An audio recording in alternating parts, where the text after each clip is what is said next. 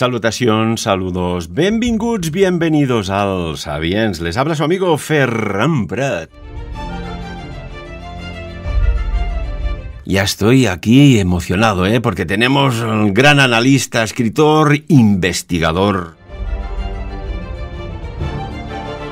que es Tristán Castelldepinós, que además, el otro día había una persona, un seguidor de Sabiens, que decía, oye, ¿te das cuenta que estás rodeado de gente que veis lo que no vemos los demás?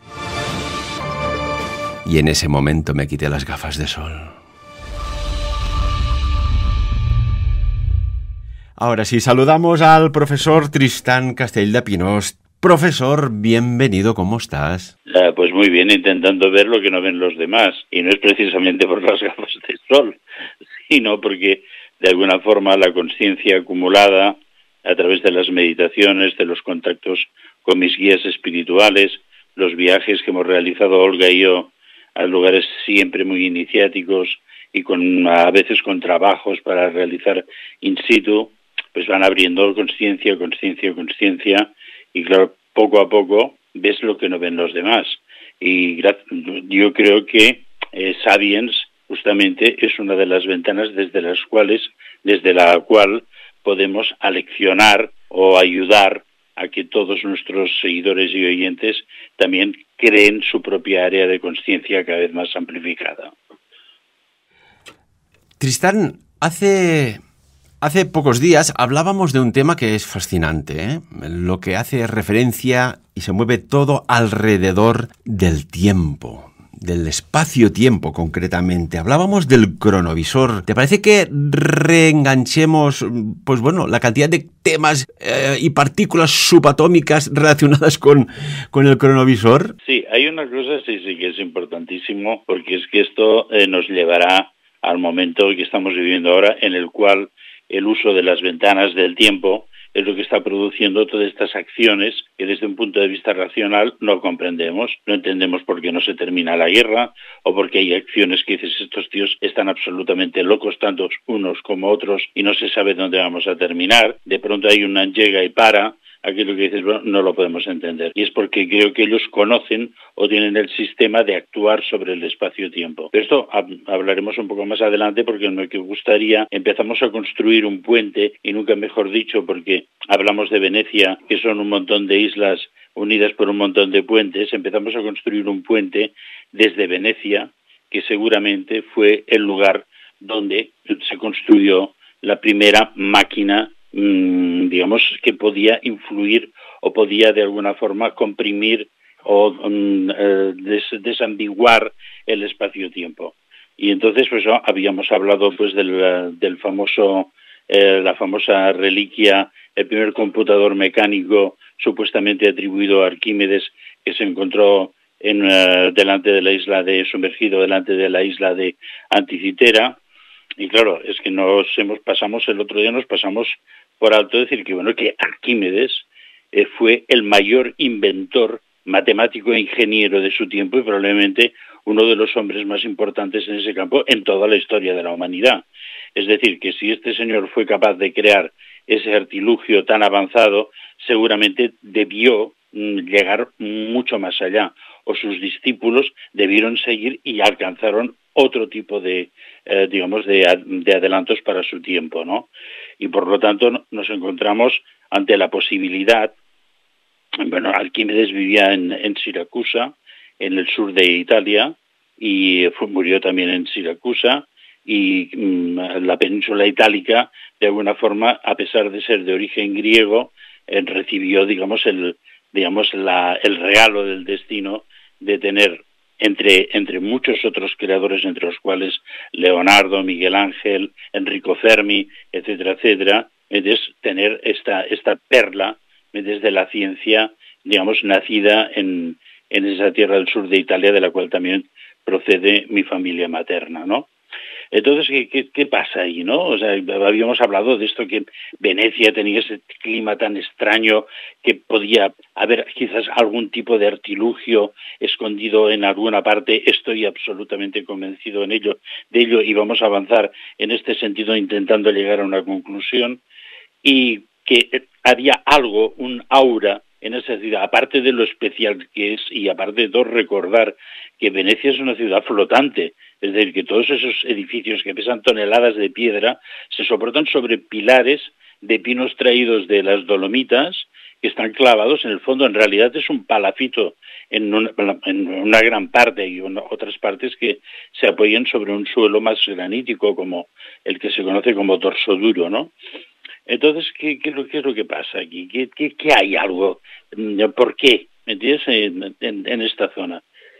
Y yo por mí, hay algo que me fue revelado hace casi 20 años por un científico alemán con el que tuve una relación bastante intensa hasta su muerte y sigo conservando una relación de amistad muy estrecha con su viuda. Y entonces en una reunión en la que asistimos Olga y yo de, digamos, formas de curación alternativas, entonces, pues bueno, estuvimos ahí no era muy extensa, pero un grupo de gente muy interesante. Y Olga en un momento determinado me dijo, ¿ves esta pareja de allí? Y yo cuando los miro veo una luz como especial, como ultravioleta, ¿me entiendes? Como algo, ¿sabes? Una radiación. ¿Y por qué será? ¿No? Pues los demás no tienen esta radiación. Y fíjate lo importante que fue esta visión que te digo que conservo desde hace 20 años la relación con esta pareja, él ya desaparecido, pero que dejó una gran investigación científica y tal. Entonces, bueno, les preguntamos, oye, perdonar, pero vosotros desprendéis algún tipo de luz que no vemos en los demás. Y que era él hablaba correctamente el español, pero con fuerte acento alemán, dijo, esto es la luz taquiónica. Y digo, ¿y esto qué es la luz taquiónica? En aquellos tiempos esto era bastante desconocido. Fue la primera persona que me habló de los taquiones. Es una partícula que cada vez, bueno, la ciencia en estos momentos, a partir de la física cuántica, la teoría de las cuerdas, pues bueno, se aproxima de una forma, digamos, como más seria a la idea de los taquiones, que son unas partículas subatómicas que supuestamente viajan al tiempo inverso, vienen del futuro hacia nosotros y que van a una velocidad superior que la luz. Entonces, que eso se creía imposible, pero ahora con la física cuántica tan avanzada se entiende que sí, que puede realmente ocurrir esto, ¿no? Bueno, ya el padre de la ciencia moderna, el gran Nikola Tesla, este físico científico, ya dijo sobre la energía taquiónica algo muy curioso. Dijo, es una energía ilimitada y muy potente, ilimitada todo el espacio. Tal cual lo dijo así, ¿no? Estaba ya dándonos unas pistas de algo, de esta, como bien dices, Tristán, de estas partículas subatómicas, que hay otras, hay el muón, el quark, el taquión, el leptón, y claro, estas partículas pueden tener propiedades en el sentido, porque se ha hablado mucho de esto, en pequeños círculos, evidentemente, si son como unas partículas que pueden aportar ese cuerpo de luz que hace que reequilibre o regenere cualquier desorden celular, ¿podría ser? Sí. Yo por eso también pensé, en un momento determinado, ahora terminaré la historia de Lorenz Bayer, ¿no? Entonces, yo pensé que esto tenía una relación directa con Venecia, porque ¿cómo es posible que una ciudad sin ningún tipo de energía avanzada, pensemos que la electricidad pues no llegaría justamente hasta Nikola Tesla y todas sus teorías le fueron robadas por Edison y por otros, ¿no? O sea, que faltaban siglos para que llevara, digamos, el suministro de energía. ¿Qué pasaba en esta ciudad para poder hacer eso tan especial sin energía? Y entonces hay dos elementos. Uno, termino el tema de los taquiones. Y entonces yo le pregunté a este señor, digo, bueno, pero ¿por qué vosotros tenéis esa luz? Dice, no, si la luz no es nuestra. La luz es de unos cristales especiales que he mandado construir en un sitio especial que son receptores y amplificadores de los taquiones. Digo, hostia, esta es la primera vez que me encontré con este tema, ¿no?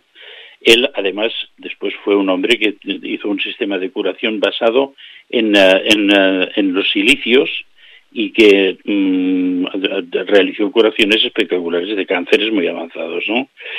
Bueno, pues pasamos un poco de la descripción de este momento y pensemos en qué relación tiene el cristal de esa construcción tan especial que yo, por lo que sé, él lo que hacía era micropulverizar silicatos muy especiales.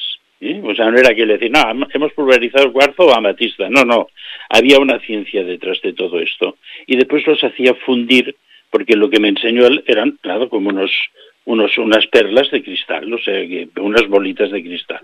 Yo digo, ¿y esto es lo que tiene esta energía? Dice, no tiene la energía, esto es el transductor. Y entonces, ¿en qué se relaciona esto con todo lo que hemos pensado?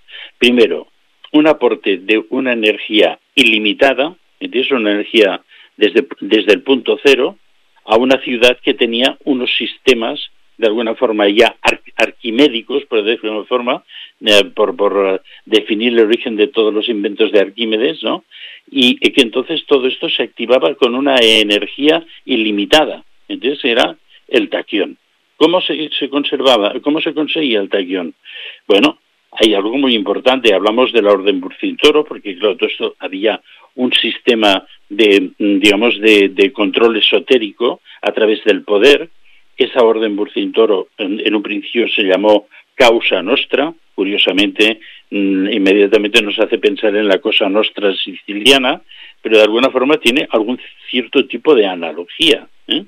Si podemos, entraremos un poco en ello, ¿no?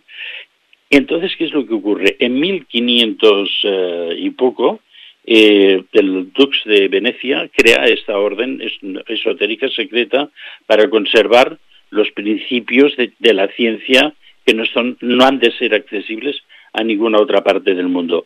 Y uno de los elementos que me sorprende mucho es que cuando crea esta orden Burcintoro o Causa Nostra, él dice que la voluntad de la creación de esta orden es modificar el futuro. Claro, ¿sabes? Es decir, para de alguna forma hacer una declaración de este tipo, tenían que tener algún tipo de herramienta para modificar el futuro. Bueno, Tristán, aquí hay un dato científico y además constatado y contrastado, digámoslo bien. Y es que esta energía taquiónica, el doctor Gerald Feinberg del Instituto Tecnológico de Massachusetts, esto y hace unas cuantas décadas, en aquella década del baby boom, en 1966 dijo que los taquiones son partículas subatómicas más rápidas de la luz. Partiendo de este principio físico, estaríamos hablando que esto, trabajado, remasterizado, modelado, dímelo tú como quieras, podría alterar las líneas temporales. Claro.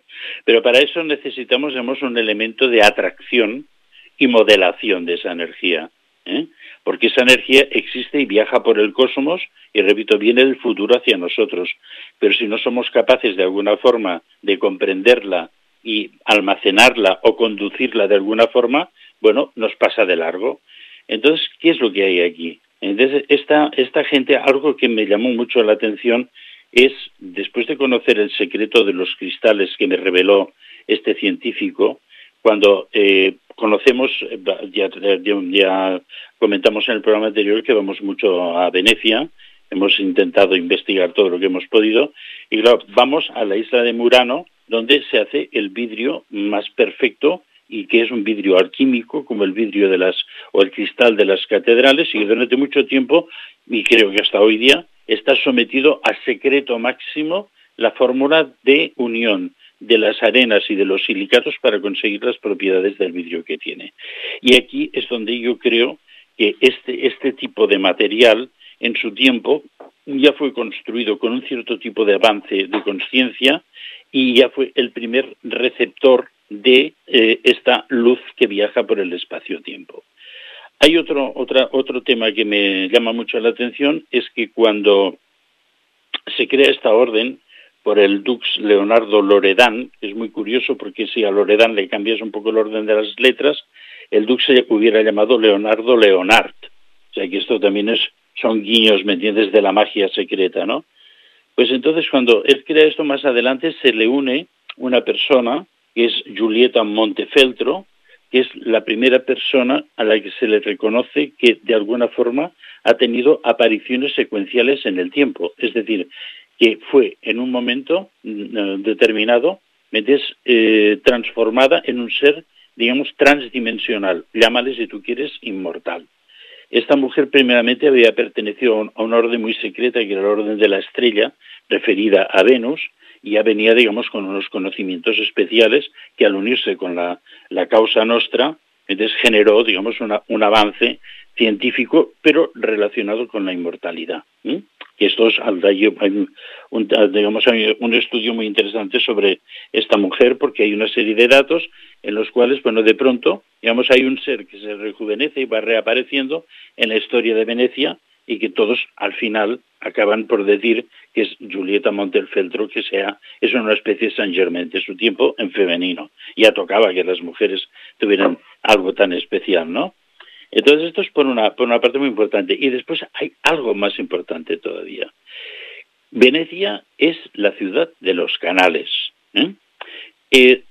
Ahora sabemos y conocemos y hemos medido, y hay muchísimos rhabdomantes y zahoríes avanzados y científicos que han trabajado sobre los temas de los pulsos electromagnéticos, las líneas de Ley, las líneas Harman, las corrientes de vetas de agua, y de estos han acabado describiendo que donde hay unas corrientes de agua que de alguna forma están como, digamos, geometrizadas, hay una intersección de esas corrientes de agua, el pulso electromagnético se multiplica por 1000, ¿no? Y es el caso de las catedrales, muchas de ellas y muchos edificios. Hay estudios muy buenos y muy detallados sobre este tema, ¿no? Entonces yo pienso que la ciudad de los canales en sí misma ya es como una batería de recarga de esa energía taquiónica, o llámale si tú quieres, porque la causa nostra terminaría en una relación muy, muy, muy cercana con la orden Thule y con la orden, digamos, Brill de la María Orsic. Mientras que ellos hablaban del Brill, que no es otra cosa que la energía taquiónica también, ¿no? Bueno, me estás hablando de María Orsic, una mujer que tenía una influencia en aquella etapa de la sociedad, de la Alemania de Hitler, pero brutal. Esta mujer tenía algo de especial, tenía algo de conexión especial, por eso la absorbieron, la captaron la sociedad secreta Thule, y que curiosamente María empezaba a escribir información, símbolos, gráficos, planos, fórmulas para aquellos momentos inentendibles que procedían incluso de la antigua Sumeria. ¿Qué conexión tenía María? Yo creo que se merece un programa. Damos este flash, pero Tristán, por honor a una de las mujeres más entre terrestre y terrestre extra y extraterrestres, se merece bien un programa, ¿verdad? Sí, ellas dos, María Orsic, que era de origen croata, me parece, y también un origen así como Tesla, ¿no? Que es de todos esos países que estaban alrededor del área germánica, y después esa compañera que no se conoce el nombre, que se llama Sigrune, que por lo tanto ya nos viene a nuestro campo rúnico, ¿no? Sig es una de las runas más fuertes, y Rune, ¿no? Era su compañera. Hay muchísimo que explicar del tema de María Orsic, porque también ellos empezaron a trabajar con las máquinas del tiempo y crearon los primeros UFO. Se dice que en el 1945 ella dio orden a todo el conjunto que la seguía de la orden del Brill, que es el momento de partir. Entonces supuestamente ellos habían realizado una conexión con Aldebarán, de esto hablamos más adelante, y realmente parece ser que salieron con un Vimana, que se dice en el Mahabharata, con los primeros UFOs que se construyeron, ¿no? Pero fíjate que la causa nostra, hay que pensar que Venecia durante mucho tiempo fue sometida al poder de Austria, es decir, que la relación de Venecia con el mundo germánico era muy cercana, y esta orden secreta veneciana no tardaría mucho tiempo en buscar muchísimos vectores.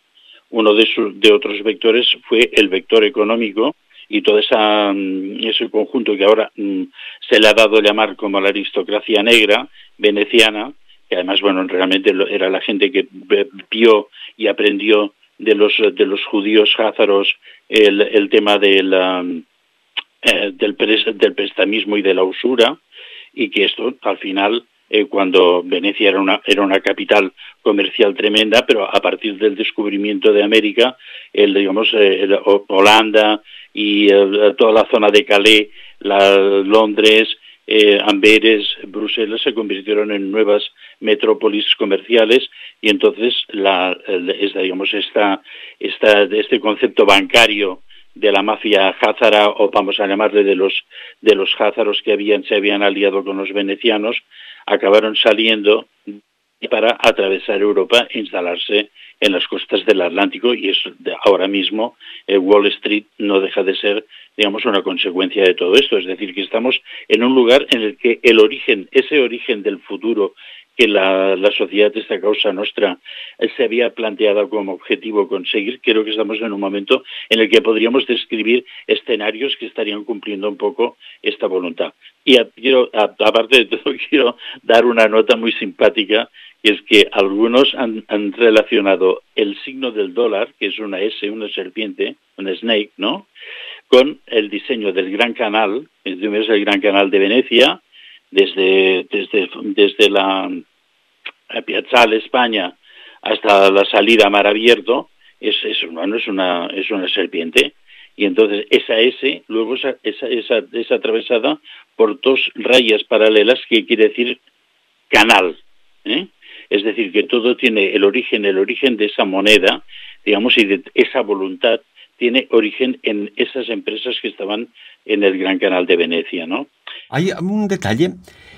En sí, Venecia normalmente pues la asocia a la gente con sus canales, sus barquitas, a nivel de turismo. Pero si ves Venecia desde satélite, caray, qué forma más caprichosa de un extraño perro con una extraña serpiente en la parte, podríamos decir, inferior, tan característico. Es que es literalmente la forma de un perro atravesada por este canal tan sutil. Y después en el fondo marino hay cosas extrañas, hay podríamos decir alguna anomalía que, bueno, la dejamos ahí, que la gente mire en Google Maps, que verán que hay cositas en el fondo marino que llaman un poco la atención. A mí lo que me ha llamado más la atención es la forma de ese can.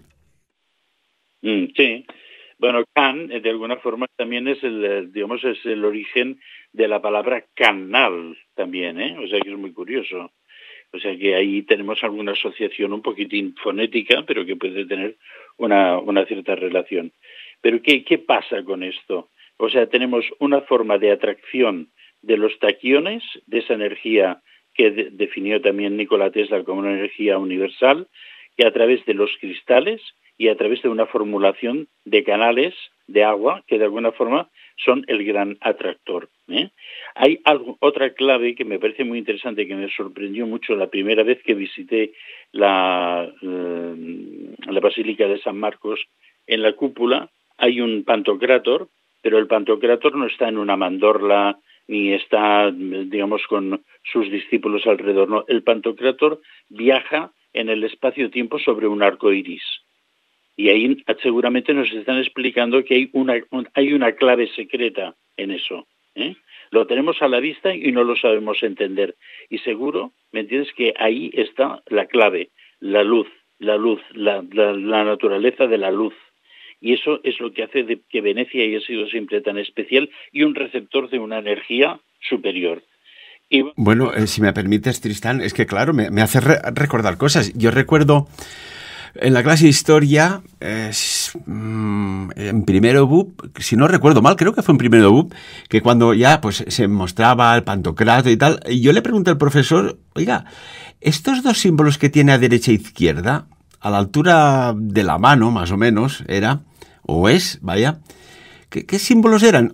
Pues no me supo decir qué era, y siempre me quedé con el intríngulis hasta que después, ya de mayor, pude indagar un poco, y es realmente muy potente ese pantocrátor, y tanto que sí. Bueno, pantocrátor quiere decir en griego el todopoderoso, ¿eh? O sea, pantos es que está por encima de todo, crátor, el que está por encima de todo, el todopoderoso, ¿eh? Y después la mayoría de las representaciones de los pantocrátos, y si vemos el clásico nuestro de Taúl, que lo tenemos tan a mano, generalmente tiene un libro que acostumbra a poner ego sum qui sum, yo soy el que soy, o egon sum lux mundi, y a veces hay el alfa y omega, el principio y el fin. Y el Pantocrátor está encerrado ¿en qué? En una mandorla. La mandorla, ¿qué es? Es como una almendra, y en el latín, mandorla también es lo que se le llamaba al sexo de las mujeres, o sea, coloquialmente. Y entonces, pues bueno, ahí tenemos uno de los secretos, ¿no? El Pantocrátor viaja a través del espacio-tiempo y usa, digamos, lo que se ve en el Palantir del Señor de los Anillos, ¿no? Nos queda un minutito de programa. Aquí hablamos del tiempo, el cronovisor, pero no podemos curvar el tiempo en radio, ¿eh? ¿Te das cuenta, Tristán? Bueno, nos queda de explicar la conexión de todo eso, porque si no entendemos toda esta energía que hoy hemos comentado, no podremos entender el porqué del cronovisor y por qué el cronovisor nace y muere en Venecia. Y entonces hemos de seguir un poco pasito a pasito, porque si no, no entenderemos, y después del nacimiento y de la muerte de Venecia volveremos a lo de la causa nostrabril, el renacimiento de la causa nostrabril después de la Segunda Guerra Mundial, y después de todo eso entraremos a la NASA, al DARPA y a todo lo que pasó después. Pues esto casi que ya lo emplazamos para un próximo programa en un futuro venidero muy rápido, Tristán, que lo vamos a publicar en breve. Esto se lo merece, ¿no? El temazo este. Sí, porque aparte lo del cronovisor es explosivo, en todos los sentidos. ¿Tú crees que se está utilizando este cronovisor para cambiar, bueno, pues el presente por presentes paralelos o alternativos? Absolutamente seguro. Y no tan solo creo que el cronovisor del padre Marcello Pellegrino Ermetti, digamos, no fue desmontado ni anulado, sino que se trasladó a un sitio más secreto. Y además, con que este hombre, el Marcello Pellegrino Ermetti, era un hombre excepcional, que hablaremos de todas sus cualidades, y de tonto no tenía un pelo. Y en el momento que le fue confiada la evolución de la energía secreta que estaba oculta en Venecia a una tecnología más moderna, porque él todo diciendo que todo fue por casualidad, es que todo fue por casualidad. Y esto no me lo creo en absoluto. A esta gente se le confió el desarrollo de esa energía y, digamos, traducirla a la energía del siglo XX, ¿no? Y entonces esto es lo que hicieron. Y les salió bien, y lo que pasó entonces aterrorizó a todo el mundo, ¿no? Claro, aquí cuando hablamos de los seres de luz, es que va muy relacionado con la energía taquiónica, que va mucho más rápida que la velocidad de la luz. Es que todo cuadra, Tristán, en 30 segundos, casi en formato de titular para despedirnos. Os he querido hablar de esta primera experiencia. Ya sabéis que yo siempre parto de experiencias personales, ¿no?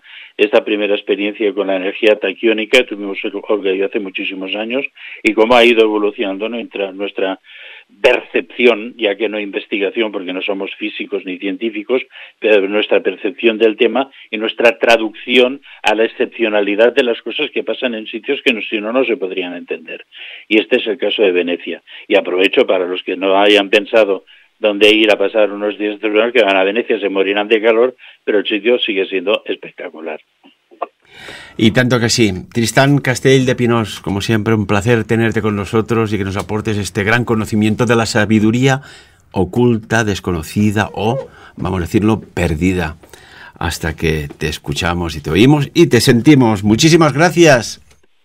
Gracias a ti, y os recuerdo otra cosa que es muy importante, que por lo que sé, el último Parlamento de Olga ha tenido pues un éxito de audiencia tremendo, que si hay una persona que es verdaderamente veneciana en esta casa, no soy yo, es ella. O sea, preguntarle a ella de Venecia, y que os haga algún día, me interesa alguna cosa de Venecia, os explique la magia y todo lo que ha percibido ella allí. Es espectacular. Y tanto que sí. Lo hemos dicho, ¿eh? Venecia tiene forma de can, de perro, y está cruzada por canales. Ahí lo dejamos. Profesor, como siempre, un placer. Un abrazo para todos. Hasta pronto. Y amigos y amigas, como siempre de lo dicho aquí, que cada uno, y por encima de todo, saque sus propias conclusiones.